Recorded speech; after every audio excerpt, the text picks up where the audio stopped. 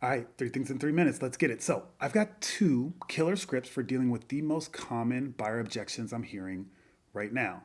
Objection number one: the market feels iffy. If I were a real estate agent, here's what I'd say.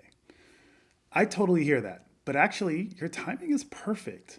We're in a buyer's market right now.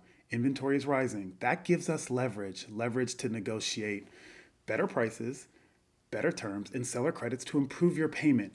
You're not having to waive contingencies or outbid 115 people like you did in 2021. Buyers buy in a buyer's market because that's when you can make the deal work for you. If you have 30 minutes, I'd love to walk you through my buyer consultation. The second objection is rates are too high. Well, here's how I'd handle that. I get it, but I'm an expert in negotiating seller credits, so your lender can use them to help buy down your rate, as if you were getting a loan back from 2021. Tell me, the rate you'd feel most comfortable with, is it around 5%? Perfect. I'll get on the phone with your lender right now, find out exactly how much credit we need, and go get that for you. That way, you're locked into below market rates and below market prices without the bidding wars. When can we set up half an hour to go over your buyer consult? Okay, so here's the truth. Bad agents just say, yeah, the market's weird, rates are high. But the best agents, they know how to reframe this as the genuine opportunity that it is. Next, it's looking like the Fed might actually cut rates in September.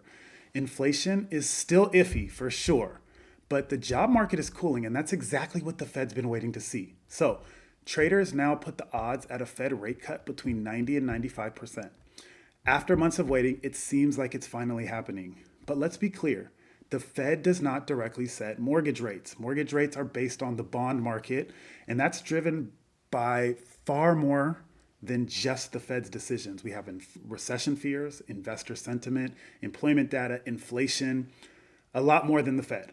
Last September, for example, when the Fed cut rates, mortgage rates actually went up because investors still worried about long-term inflation. There's a lot of chatter online and in the media about where mortgage rates will go. Some of it feels like wishful thinking, and trust me, I want lower rates too.